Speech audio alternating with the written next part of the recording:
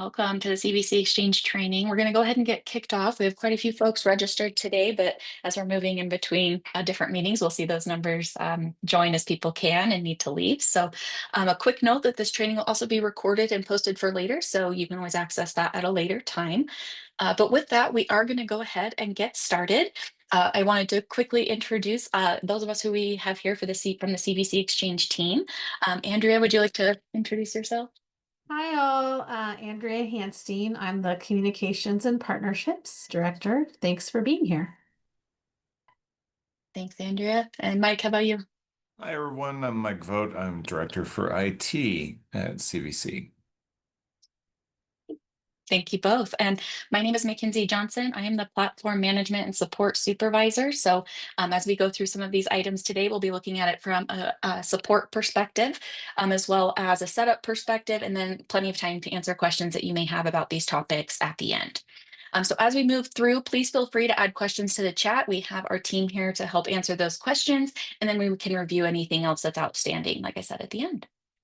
All right, so let's go ahead and get kicked off today. Today for the CVC Exchange, we are going to be covering these following topics. First, we're going to walk through the actual student journey. Many of you either have not seen some new product releases that the CVC Exchange has had, or maybe you just want to refresh on what this process looks like from the student perspective. So we're going to dive into that. We'll quickly do a review of the workflows that are associated with those parts of the student journey. That's more for your own reference, but we will put those here for your review. The primary part of today, we will be diving into the CVC Exchange admin dashboard, where we'll be reviewing really specific topics about how to set up your college, confirm things look correct for your college, or how to pull reports. And then, as usual, we will review some policies and reminders, things that might just be helpful for your college on the CVC Exchange, and then support and questions at the end as well. All right, so we will go ahead and get started with our first topic today, which is going through that student journey video. So we will go ahead and play that. That video is one of us in the test environment going through what it would look like to a student. There's no audio, so I'm going to pause at certain times and point out certain things that might be helpful for this group today. So let's begin with the student journey. So we encourage students to start at cvc.edu for a couple reasons. If you navigate to our website, students can certainly see the course search, they can see more information, but we also list a lot of great resources across the top about eligibility, financial aid. Additionally, for all of you here today, for our administrators, they can click here to access kind of a different side of our website where we do list out trainings and documentation and other items that you might need. But again, we're going from the student perspective for this video. So we encourage the student to start by going to CVC and selecting login. For students who are not logging into the CVC Exchange, right, maybe, which we'll get to in a moment, you can see how they would navigate and use the CVC Exchange while also using CCC Apply, maybe because they're not currently registered for a course. So this student is starting here. What we are going to take a look at is the student is going to select login, and we will be taken to the login page, which many of you are familiar with. This is the page where students will select if they are currently attending a California community college or they are not. If they are currently attending a California community college, they will select their home college from the drop-down list here, where they will be taken to the home college login portal. So if your home college in this test student example is Napa Valley College, you will be taken to Napa Valley College's login, where you will authenticate that yes, you are a student there, and then you'll be taken back to the CVC Exchange. If you don't currently attend a California community college, you can use the CVC Exchange to explore courses that are offered at other colleges, but you will need to use CCC Apply and apply directly to those institutions because we can't authenticate that you're a student at another home college. So in this example, the student has selected their home college and they've logged into their CVC Exchange dashboard. This is what it looks like to students. Again, we are on the dashboard tab here. What we will show the student is their class schedule. So classes that they are currently enrolled, registered for, will show here. However, there's also a class schedule option that we will review as well. But there are a couple components of the student dashboard that might be helpful in addition to the class schedule. So under class schedule, You can, again, see the classes that are upcoming, but you can also see dropped or withdrawn courses for that term. So students sometimes say, oh, I can't find a course that I dropped, or I'm not sure what happened there. If they click that class schedule, they'll be able to see those. Additionally, the student has access to profile information here at the top. If they select their profile, they'll be taken into profile information that will show them the email we have on file, the CCC ID we have on file, as well as any IDs that are created at teaching colleges. So for example, if this test student enrolls at Allen Hancock College, that student will be assigned a SIS ID at Allen Hancock, and we want to show the student that SIS ID in this profile. So all of that is shown to the student here. But in this example, the student is actually ready to search for courses. So they're going to select search for courses, and they're going to be taken back to kind of this similar page that we saw on our home page where it's the course search option, but now the student is already logged in. Again, they're logged in at Napa Valley College, and the default search option is keyword, but please note that when a student is signed in or has selected a home college, we can show them other search options as well. So this student is searching for art. And before we get into some of the actual course results, it's really important to talk about the search filters on the left-hand side. This is for students, but also for those of you as administrators who may be looking for courses or searching for these courses using this view. There are some filters that we have already selected, pre-selected for students, and that is including that we want to have students see courses that are available for instant enrollment, available seats, and upcoming course start dates. So for example, if a course started back in August, we don't want to show that as an available course to students right now because they're not able to register for that course. So these preset filters, instant enrollment, available seats, and the start after date, which is again is preset, will show students those available courses. Students can also adjust any other filters here, but in this example, the student did find a course they wanted at Golden West College, Introduction to Art. When the student clicks on the course, they'll be shown more information about the course description, as well as the tuition and fees, which is what we're going to get into today. How do we set up what the student is shown here, right? Based on whether they're a resident, a non-resident, how do you as a teaching college understand and set up payments and then receive those payments? So we're going to talk more about that. But on the student side, they are shown information about the payment. Down here, the student is shown open and available sections of the course where they can select add class. We then ask them to read through these consents carefully and agree to them, which you are all welcome to read and review as well. And again, this is test, so we're gonna have the student sign their full name. And then we will take them to this short enrollment form, that abbreviated enrollment record, where we're going to have the student fill out their address. Remember, the student has logged in, so we've already populated their name. But in this example, one of the releases that we have done is that we are now validating address for the CVC Exchange. So the student's going to type in this address and then select validate, which is great. The student's going to finish filling out their phone number and then select their date of birth as well. Again, this is a test example. The next piece is talking about residency and in-state tuition. So in this example, the student needs to select whether they are a resident or a non-resident. If you can hear me, dogs barking in the background there. The students need to select this.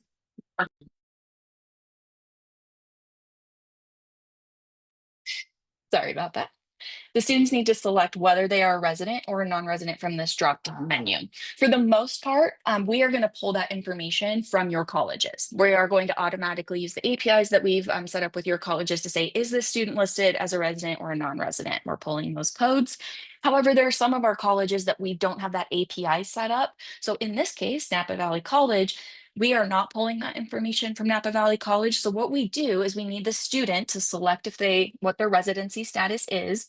And then our system sends a notification to Napa Valley College to say, please confirm this residency. This is what the student says they are. Please confirm this so we can charge them the right tuition. So in this example, the student has read this information. They have selected, yes, I qualify as a resident. And then before submitting the form, we are ruling out high school students and as well as international F1 visa students with these options here. So if none of these statements apply, the student is going to select none of the above and click submit.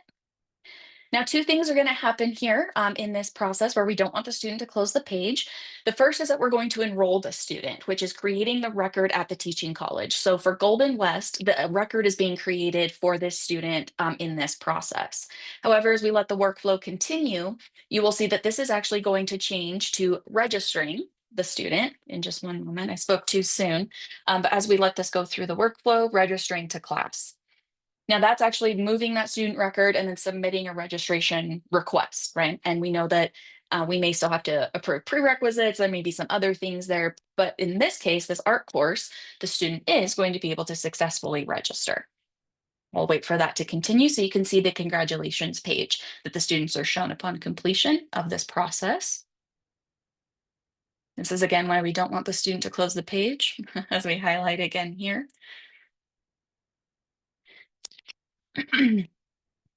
As the student sees, they have successfully added this course to their course schedule.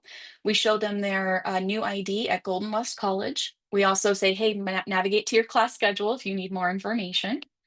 We will show disability support services for the teaching college, Golden West College, because that's where the student will receive that information. Now, here is, again, a big focus of our training today is talking about student payment. So when we talk about payment, there are a couple different options here. When we say payment, we mean that the student is using a credit card to submit payment for that course using a payment processor to the teaching college. However, the CVC Exchange also has reimbursement options such as CCPG and financial aid. So we talk about those a little bit differently, and we do have a future training plan for financial aid, which we will talk about. But what we are going to focus on again today is that we are showing the student that you can pay your fee here. We'll also show them those reimbursement options, like I said. And now the student can navigate back to their dashboard where what they will see are essentially 3 updated links. They will see a link to pay for the course, drop the course, or more course details. So again, when we say pay for the course, that's going to take the student directly to the payment processor link. That link will not take them to financial aid or that CCPG information we just saw. So, for example, if we click pay now, this is what the student will see. The student is directly submitting payment to Golden West College through that payment processor that we've set up. However, if the student needs to navigate back to see those reimbursement options rather than the payment options, they can select details and they're taken back to that same page where they can then scroll down and work through these reimbursement options as needed. Again, from the dashboard, this is where the student can also drop the course. We'll give them a pop-up box that says, are you sure you would like to complete this action, where the student can complete that there. And then I'd also like to note here is the final piece of this video is the Canvas access. So when a student registers for a course, we are going to move that course from the teaching college to the home college Canvas. So the student only needs to log into their home college Canvas. This is a big reason why it's important to make sure students are eligible for the CVC Exchange and have Canvas accounts working properly so they can see their courses from the teaching colleges. And that's the end of our student video. So I'm going to pause here. Do we have any questions that we want to address before we dive into the rest or the remainder of our presentation today? I think we're pretty good. Fantastic. Thanks, Andrea. Great. So moving on from the student video, what the student sees, this is everything behind the scenes that makes that work. Now, all of you here today, you do not necessarily need to know this. You don't need to memorize this, but it is here for your reference. So you can see at exactly what point, we're calling different maybe APIs or different information to get the student to that registered status or that paid status. More specifically, however, this is the payment workflow review. So before we even get into the admin dashboard, again, we're going to talk a little bit about these workflows. When that student selects that pay now option that we saw, so again, not financial aid, not CCPG, but an actual pay now link, what we're doing is we are linking the student to the payment processor at the teaching college. This was done during implementation. Shout out to our implementation teams who got those set up. And then when the student submits payment, they're essentially submitting payment to your college payment processor. What we then need is for that payment processor to bounce back to us and say, yep, that student did pay at the teaching college, that payment has been confirmed. So then we post that to your SIS as well. We get that confirmation, like I said, and then the student is showed as paid in the CVC Exchange dashboard, which we will review that in just a moment. Again, you can see what this payment processor is looking for when we send all of that information and the statuses that are associated with that. Before diving in too much into that one, though, I do want to make sure we can walk through the admin dashboard and actually look at all of these statuses and where they might occur in our test environment. All right. Next workflow review that we have here is for Canvas. So this may apply to some of you. This may apply to many of your colleagues who need this information. But what part of the other process of implementing colleges onto the CVC Exchange is not only registration and payments, but also making sure Canvas is integrated as well. So again, making sure students can access that teaching college course from their home college Canvas. That process is set up during implementation and then maintained by the CVC Exchange, but we often need to reach out to your folks on your Canvas teams to say, hey, there's been an issue. Those of you who may not be aware, there was a little bit of an issue yesterday with Canvas. Those of you who might be aware of AWS experiencing some issues. And so we're working with those colleges even today to make sure that those workflows have still happened correctly and that those students can access those courses. More information can be found at the link that we provided there, but also at the end of this presentation, we'll provide more support resources as well. All right, I know we want to get into the admin dashboard, but before we do that, that's coming up quick. Really quick, we just wanted to review specifically with this group and a couple other groups that we've done trainings for as well, is that there is a little bit of difference between where colleges are in the implementation process for the CVC Exchange. Now, hopefully you know where your college is, or the folks that are on your implementation teams know where your college is. Maybe you're a teaching college, maybe you're a home college. But this is just more for reference for those of you that maybe are less familiar with that process. There is a home college phase where your students are able to register into courses at other colleges. There's teaching college phase 1, meaning your college courses are available to search, but not to enroll or register, but available to search. And then teaching college phase 2, those courses are now available to register, drop, pay, Canvas, etc. So that's how that's broken out. And of course, our team tracks all of that and works directly with your teams. But we just wanted to, as a broad statement, review that information. And of course, if you have additional questions, throw those in the chat, or we can review those at the end here as well. All right, now the admin dashboard. Today we are going to be working in test, but it does mimic our production account, so you can feel free to follow along if you already have an account. The items that we will be reviewing: accounts, create user, self-service configuration, which is setting tuition, and then we'll review the enrollments report as well, which is where you can access where student information is actually being recorded, like payment status. Did they request financial aid? Even just on the dashboard. We're not going to review the financial aid requests, that's for a different team, but you can at least see from your perspective if a student has requested financial aid from the enrollments tab. So with that, we will go ahead and move into our test environment. All right. So as we have here, we're going to go in. We are going to review accounts and create user. So these two are tied together because, as you'll see, if you navigate to accounts, you can also create a user here. So same functionality leads you to the same place. Now, what we want to review is actually the process of creating a user, and then you can see how you can filter by your college and what attribute that person may have within your system. So if we say create user, this is what our team does on the back end.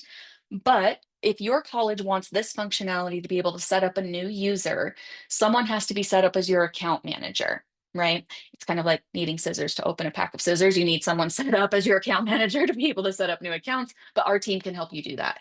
If you also are just maybe wanting to confirm that your accounts are set up correctly, you can also email our team and we're happy to help. But if you're an account manager and you're here today and you want to set up a new account, it actually is a fairly simple process. Fill in the person's full name, their email, and then set a password for them. What you can do is set a password that just a generic password, and then when they go to log in, they can say forgot password and reset their password that way. What you'll want to do is you as an account manager, this will default to your college. So let's say we're setting up an account for Allen Hancock College. And here are the attributes here on the left, all of the different attributes that someone could have on their account. Some of these are not applicable to the CVC Exchange. Some of them are applicable to other things that the vendor has done or that we've done in the past. So what we can do today is really focus on the ones that you may want to set up for your team. First is that account manager. If you're an account manager, you want to add somebody else who can add accounts, you can select this and make someone an account manager. Counselor is actually a financial aid functionality. We're going to review that in a different training, which you all are welcome to attend. Financial aid director, same thing. That is a financial aid workflow and notification process. Person match administrator, for those of you that need to assign those of you that are teaching colleges that need to go in and review if students have a record already in your system. Essentially what that does is say, hey, can you review the student record? Do they already exist here or not? And essentially you can say yes or no. We can review that process in more detail. We reviewed that with our other trainings, but we can go in more detail if we need. Prerequisite administrator is a common one. This is for advisors, counselors that can go in and actually say, yes, I approve this prerequisite that the student submitted for them to be able to take the course at my college. Admissions and records. This is a one, again, getting certain notifications, but also having access to certain components of the CVC Exchange, like the enrollments dashboard that we're going to review. And finally, the platform configuration manager, the person who can set tuition at your college. If you don't have this, you won't be able to see the self-service configuration platform that we're going to go into, or the link that we're going to go into in just a moment, but we can also help set up those accounts for your colleges as needed.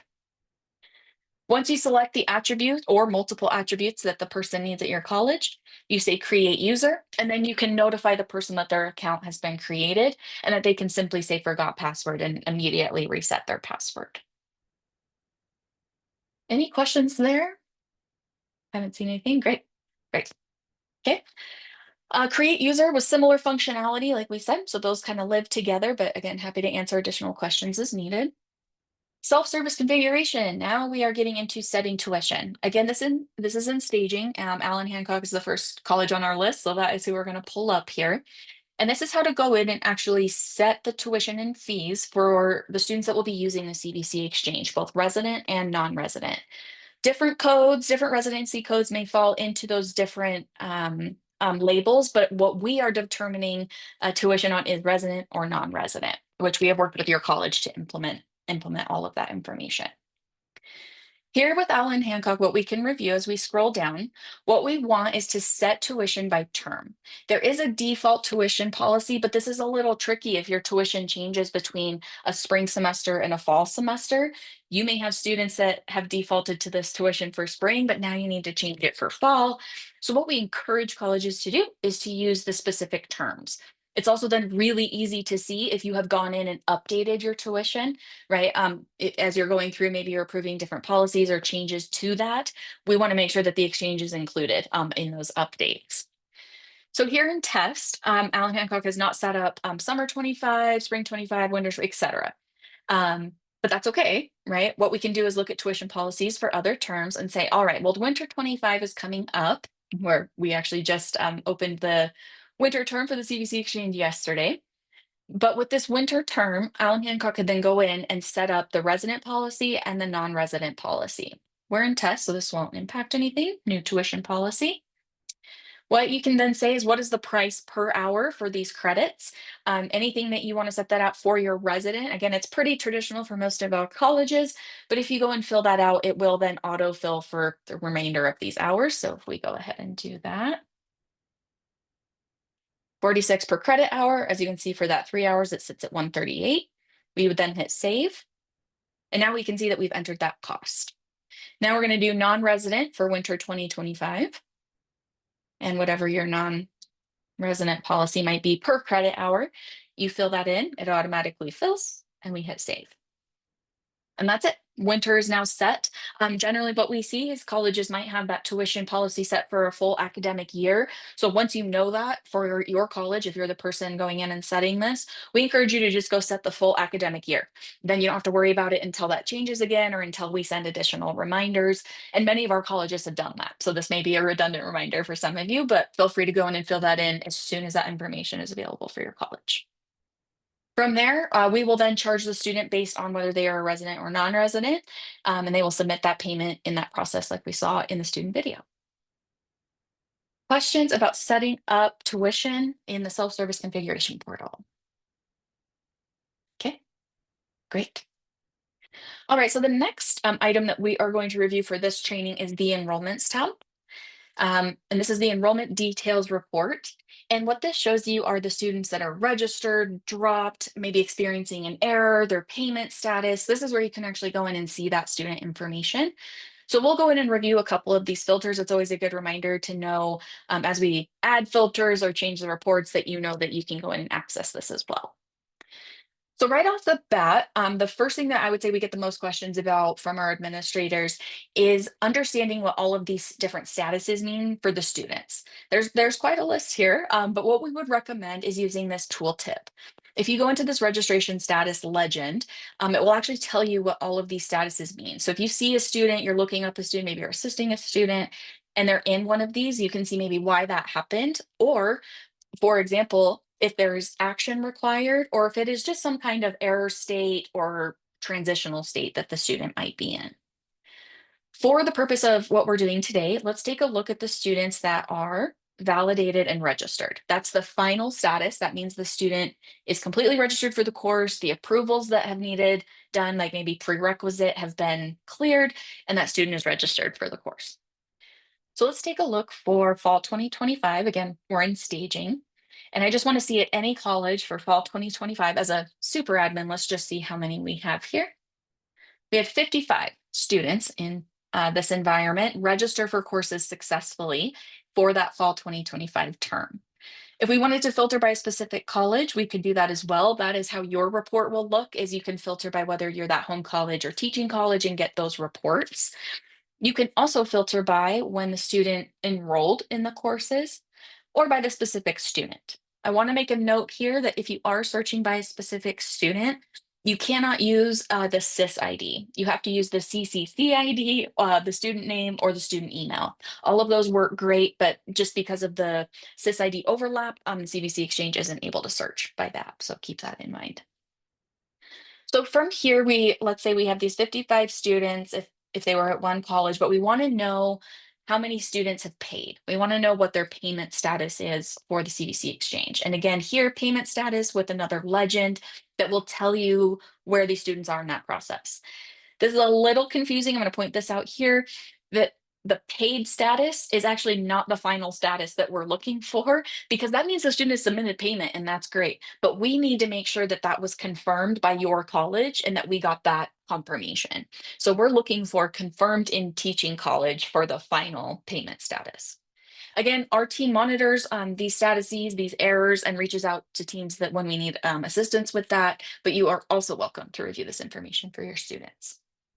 So let's see how many students did complete payment out of these 55. 6 of them completed payment, which makes sense in the test environment. But you can actually go into the student details to then see more information about not only the student enrollment information, but also the payment information. You can see when they paid, what time it was, and then some back-end information that helps us troubleshoot as well. So this is very, very helpful. You can also see student residency information, the information that the student filled out on that enrollment form that we saw in the student journey video. This is sometimes a little confusing to admins as they go into details and they see this application workflow. This is just showing the different steps that the student went through to get to validated and registered. But if you ever have a question about what something looks like or what something means, you can always reach out to our team and we can review those.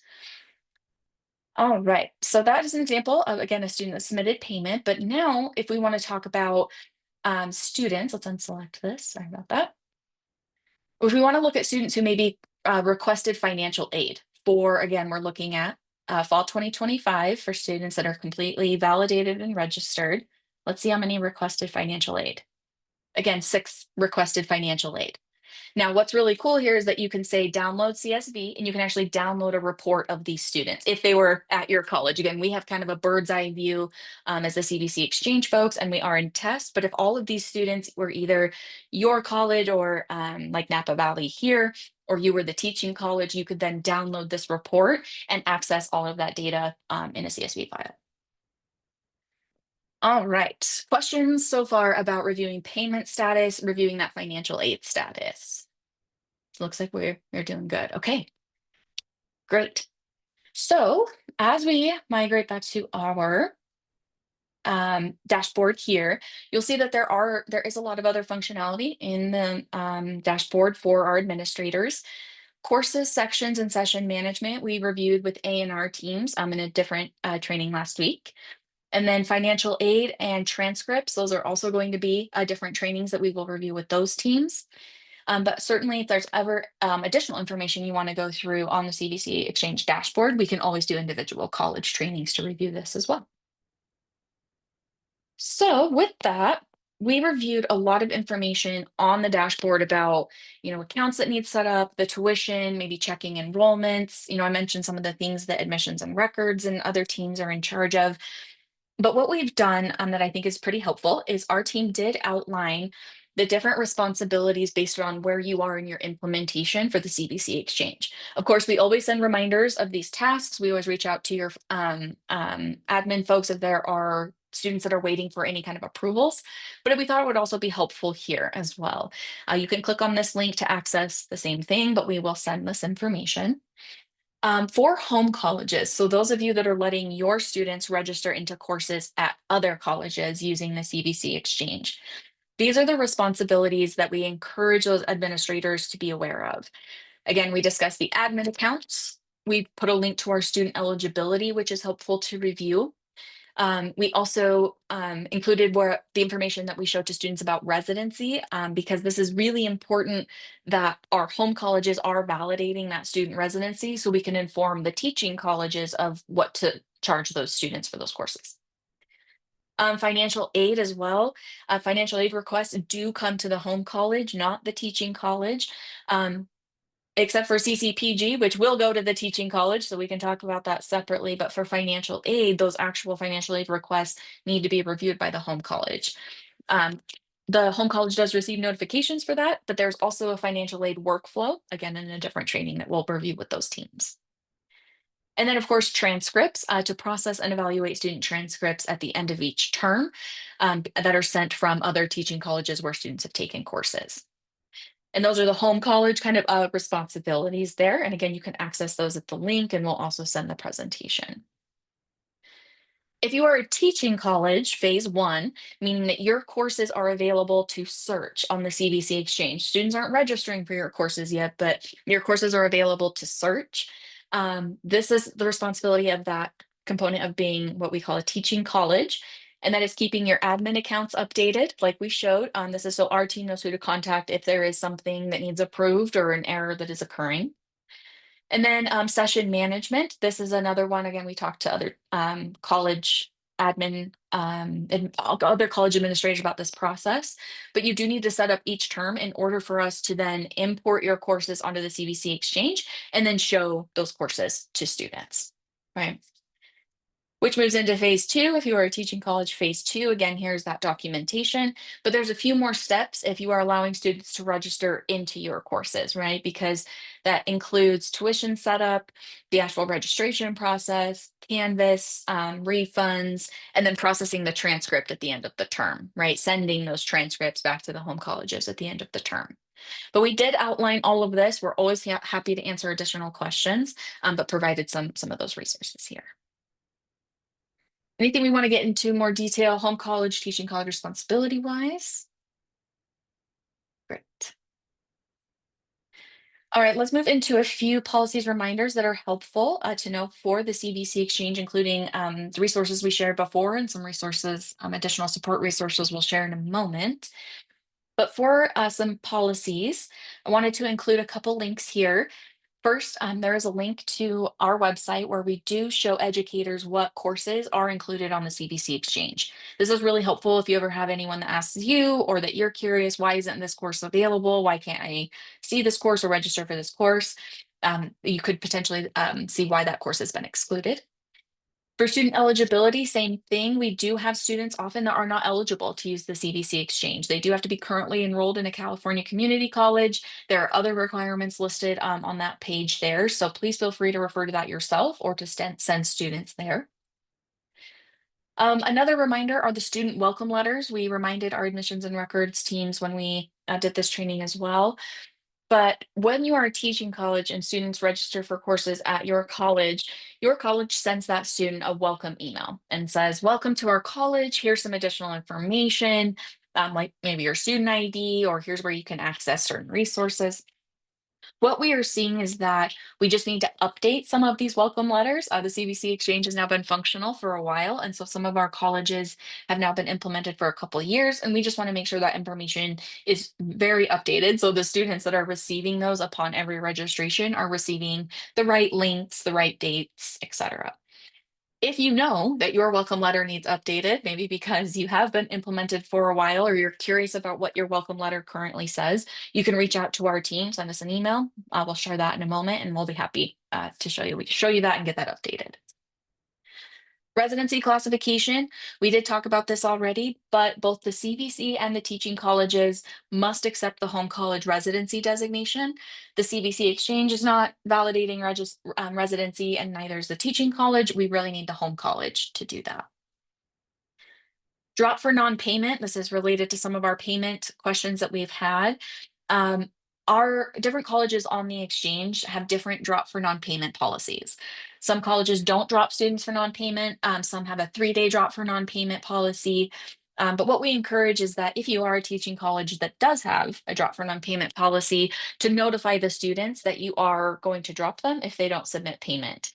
We encourage students on the CVC Exchange to submit payment as soon as they register for the course, as you saw on the student's journey video. However, if the student doesn't complete that, maybe they're waiting for financial aid, maybe there's some other circumstance there, they should be aware that they are going to be dropped from those courses. Another reminder is that CVC does not support wait lists or ad codes. Again, we saw this in the student journey video, but when the course date is October 21st, we're only going to show students courses that start October 22nd or later. The CVC Exchange can't register students into courses that have already started. That's not the way that the implementations have been set up. So unfortunately, if students ask your college and say, "Oh, can I be added to the wait list?" or "Oh, I got an ad code from the college," we can't add the student to the course, unfortunately. So we encourage the students to find an alternative course option, or they can work with your college directly, maybe submit a direct application, and they can work through that for future courses.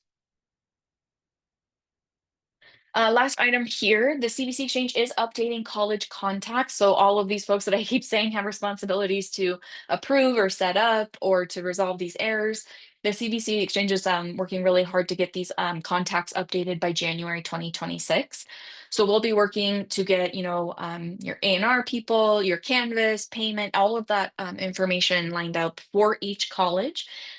We will also be updating the CVC Exchange dashboard account. So if you have somebody in your college who has been given an admin account, but maybe they've never logged in, we're going to go ahead and delete that account. Except for those of you that have been recently implemented onto the CVC Exchange, but we just want to make sure that the folks that are listed are the people that can actually help us resolve some of these upcoming requests and errors. Here are the contacts that we will be collecting. So it's just if you were curious, we won't go over these individually, but we will be requesting those. And finally, the support resources that I mentioned, you'll see on the left here, we have support for administrators and then support for students on the right. There are different links, different sign-in links, different support that you can reach out to and see. The one that I particularly want to highlight is our college documentation page. So if you click on this, you'll be navigated to a Confluence site that actually shows our administrator dashboard, the home college responsibilities that we talked about, the teaching college responsibilities, all the workflows that we mentioned, and then just more support and training videos as well, just in case you wanted all of that to live in one place. Additionally, I wanted to highlight our self-service area. So if you go to our website, cvc.edu, we can navigate there, and you select support, you'll be taken to this page where you can submit a support ticket. Certainly, you can also email us directly at support@cvc.edu like you saw before. But we also have some great help articles and videos that you're welcome to explore, FAQ, guides, and all of our policies listed here. All right. Finally, we do have, as I referenced many times today, some other upcoming trainings, including financial aid and transcripts. We will be talking about financial aid this Thursday, and then transcripts will be next week, where we will be talking about those specific dashboards within the CVC Exchange admin dashboard and how to use those different processes. But today, we were able to talk about the account management, tuition, student payments, as well as a little bit about Canvas. So with that, I wanted to make sure we had plenty of time for questions, so I will pause here. Andrew, Mike, do we have any questions from the chat that we'd like to review?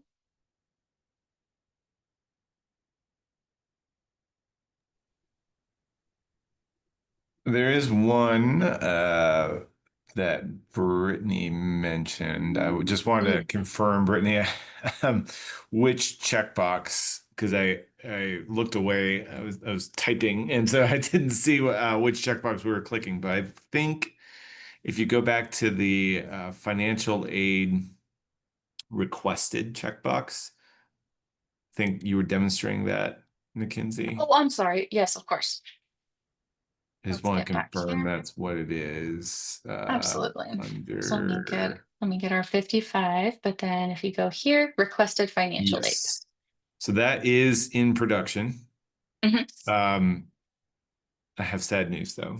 That has been in production for some time, unfortunately. Yeah, that's I think we rolled that out maybe last year as a way to just specifically drill down and say, hey, you just all you care about are the students who have requested financial aid as a financial aid administrator.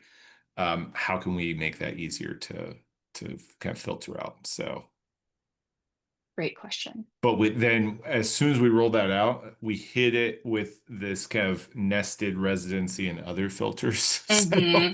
so it was real easy to miss. It Hmm. was it was like a priority for like a month, and then we start because we were getting so many of these different checkboxes and status filters, we condensed that into these kind of hidden menus. That's So. actually a really great point, Mike. I'm another one that you may or may not be involved in this process.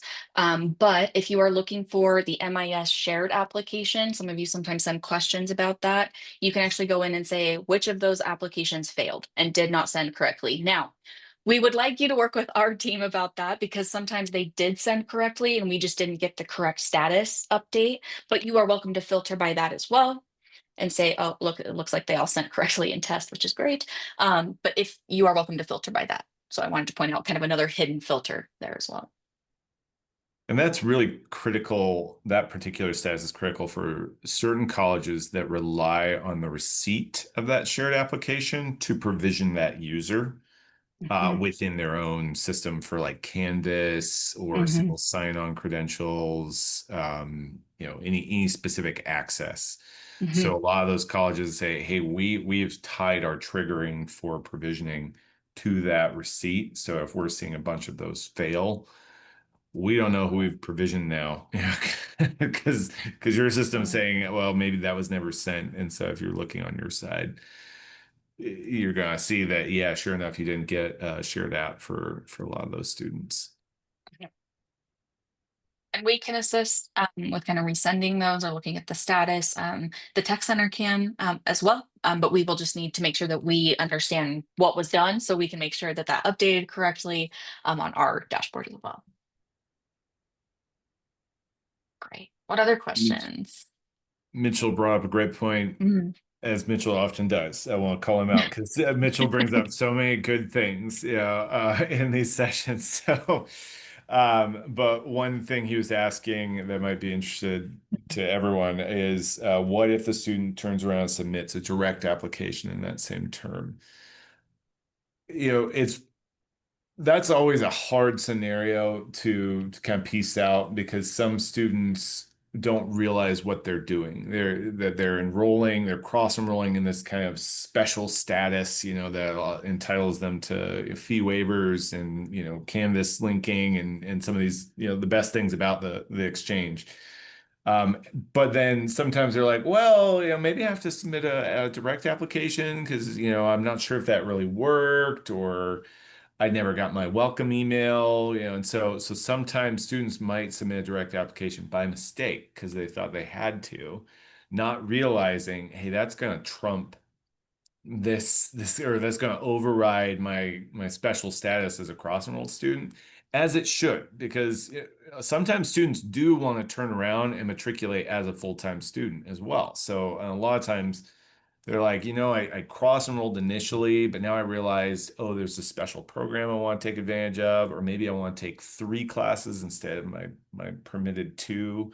So I want to change my status. I want to become a directly admitted student. So I am going to intentionally submit an application. So that's why we kind of default or recommend to teaching colleges, if you're receiving an app from a CVC student, that should now be treated as their new status of treat them as a one of your regular students. They're direct admit. It should override their cross enrolled status, if that makes sense. If that date happened after, yes, whatever date happened last, the last action that they took there, if they submitted that application, definitely use that. Absolutely. Great question. Other questions? What we've got here below.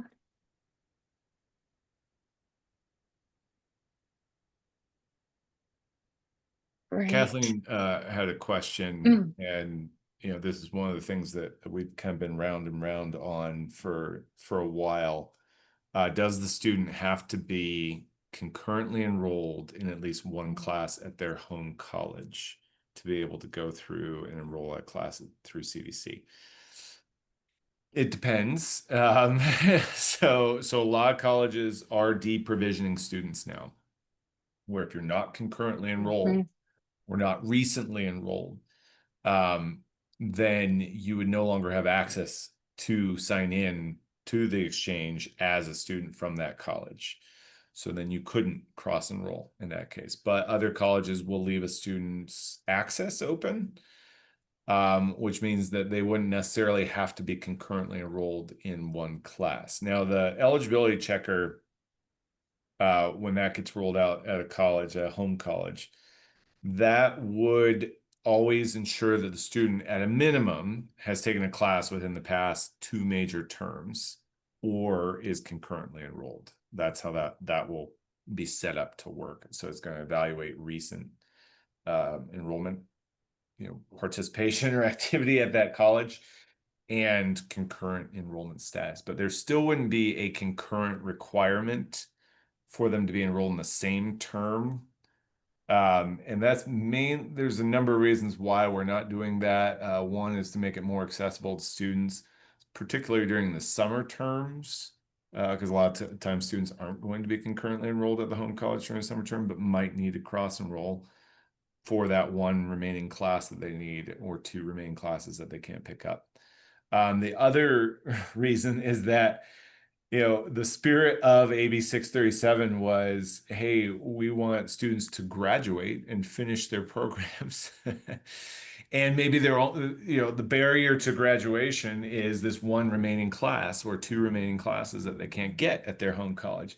If we were then to require concurrent enrollment, we found out right away, most of the students that we're trying to support are like, well, now you're just asking me to sign up for basket weaving so that I can take the class I actually need, a cross enroll to somewhere that's offering it. And so it was kind of counterintuitive. So what we're going to do with the eligibility checker will be recent, last 2 major terms or concurrent enrollment, but not just one concurrent enrollment. So that's something to clarify. Thanks for going into that, Mike. As we were talking here, I pulled up the student eligibility information on our website as well.